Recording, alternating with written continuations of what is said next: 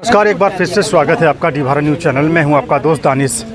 आज सुहेलदेव समाज पार्टी के जो राष्ट्रीय अध्यक्ष हैं उनके बेटे अरविंद जी आज हमारे साथ हैं। उनसे जानते हैं कि एनडीए में शामिल होने के बाद क्या उनके जो पुराने वादे थे, जो जिस पर वो वर्क कर रहे थे, चल रहे थे, क्या वो इस बार पूरे होंगे? देखिए, ज़रूर एनडीए में शामिल हम लोग हुए हैं, पिछली बार भी थे और पिछली बार भी जिन मुद्दों को लेकर के हम लोग सम्मिलित थे, कहीं ना कहीं वो मुद्दे जब पूरे नहीं हुए तो हम लोग अलग हट गए थे। लेकिन इस बार सुहेलदेव भारतीय समाज पार्टी ने सारे एजेंडे पर बात कर ली है, चर्चा कर ली है। और सबसे मज़े की बात यह है कि जब हम गठबंधन से हटे तो उसके बाद सरकार ने उन्हीं मुद्दों पर कार्य किया जिन मुद्दों पर हम लड़ाई लड़ते थे।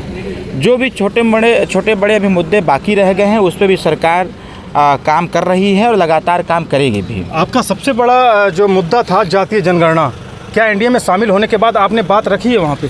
देखिए, सामाजिक न्याय समिति की जो रिपोर्ट हमने तैयार कर रखी थी, कहीं ना कहीं उसमें उसका अंतिम एंड वही होने वाला था, जातिगत जनगणना की। अभी रोहिणी आयोग ने अपनी रिपोर्ट से केंद्र सरकार को प्रेषित किया है कि ऐसी जातियों की जनगणना होनी चाहिए जो जातियाँ सामाजिक, शैक्षणिक, राजनीतिक और आर्थिक दृष्टिकोण से पिछड़े और पिछाड़े गए लोग हैं। तो कहीं ना कहीं आने वाले समयों में जातिगत जनगणना जरूर होगी। और सुहेलदेव भारतीय समाज पार्टी जिन मुद्दों पर लड़ाई लड़ती हो, चाहे समान शिक्षा की बात हो, बेरोजगारी का दर कम करने की बात हो, लघु और कुटीर उद्योग को स्थापित करने की बात हो, महिला सशक्तिकरण की बात रही हो, इन सारे मुद्दों पर सरकार काम करेगी, हम लोग मिल के काम करेंगे। आपने कहा महिला सशक्तिकरण की बात की, वहीं हाल ही में मणिपुर में महिलाओं के साथ ही घटना हो गई। देखिए, ये घटना की पुनरावृत्ति बार बार हो रही है और समाज में कुछ ऐसे शरारती तत्व के लोग हैं इस देश में जिन लोगों की वजह से पूरा देश शर्मसार होता है, बदनाम होता है। तो मैंने एक अभी पहले बयान दिया था कि सरकार को भी और न्यायालय को भी कोई ऐसा कठोर कानून बनाना चाहिए जिससे कि ऐसी घटना को अंजाम देने वाले लोगों के रूह कांप जाए।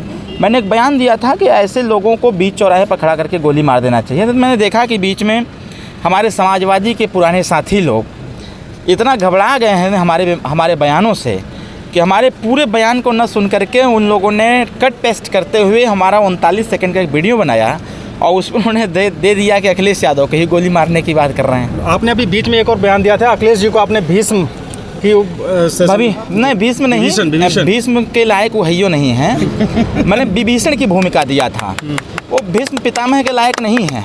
भीष्म पितामह तो युद्ध के सारे कौशल रखते थे, सारे स्थिति और परिस्थिति को भांप करके उस प्रकार का निर्णय लेते थे। लेकिन अखिलेश यादव के अंदर ऐसा भी गुण नहीं है।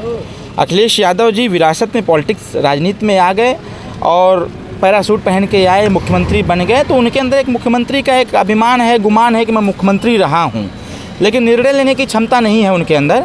हाँ, एक हमने उपाधि उनको जरूर दी है कि विभीषण की। उनके साथ जो भी जाता है उसको ख़त्म करने का ही प्रयास करते हैं, वो चाहे जाति विशेष हो, चाहे समुदाय हो, चाहे फिर पॉलिटिकल पार्टी हो। कांग्रेस पार्टी के साथ गए, कांग्रेस पार्टी के जहाँ 18, 20, 22 विधायक होते थे, 2 पाके अटक गए। बीएसपी के साथ गए, जहां बीएसपी 4-4 बार सरकार में आई, प्रचंड बहुमत से सरकार में आई, बीएसपी के सर पे हाथ रखे, एक विधायक बच गया।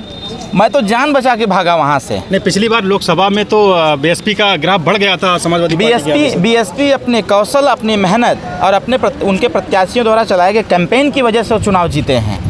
जो भी उनकी 7-8 सीटें, 10 सीटें आई थी, वो बीएसपी की देन रही, समाजवादी की देन नहीं रही।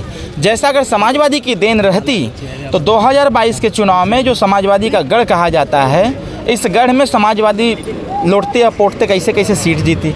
लेकिन जहां ओम प्रकाश राजभर का दबदबा है, हमने भारतीय जनता पार्टी के डबल इंजन को हमने रोकने का कार्य किया था। तो कहीं ना कहीं सुहेलदेव भारतीय समाज पार्टी अपने अस्तित्व का ध्यान रखती है और पार्टी मजबूत स्थिति में कार्य करती है। और इस बार दिखाएगी जो हम लोगों ने लक्ष्य रखा हुआ है कि उत्तर प्रदेश की 80 की 80 लोकसभा सीटें जीत करके फिर से देश के माननीय प्रधानमंत्री जी को पुनः प्रधानमंत्री बनने का जो संकल्प लिया है हम लोगों ने, इसको पूरा भी किया जाएगा। आप जो कैबिनेट मंत्री तो हैं, लेकिन अभी तक जो है विभाग तय नहीं हो पाया। देखिए, वो भी हो जाएगा क्योंकि हर चीज़ का एक निश्चित समय रखा गया है और जैसे समय आएगा वो भी पूरा हो जाएगा। ठीक, धन्यवाद हमसे बातचीत करने के लिए। ये थे अरविंद राजभर जी जो हमसे एक्सक्लूसिव बातचीत कर रहे थे, कन्नौज पहुंचे थे, अपने कार्यकर्ताओं से संबोधित कर रहे हैं। अरविंद जी जो बात सुना तो उन्होंने सीधे तौर पर कह दिया है कि लोकसभा की 80 सीटों पर उनकी पार्टी पूरी तरीके से भारतीय जनता पार्टी का साथ देगी। देश दुनिया की तमाम खबरें देखने के लिए देखते रहिए डी भारत। नमस्कार।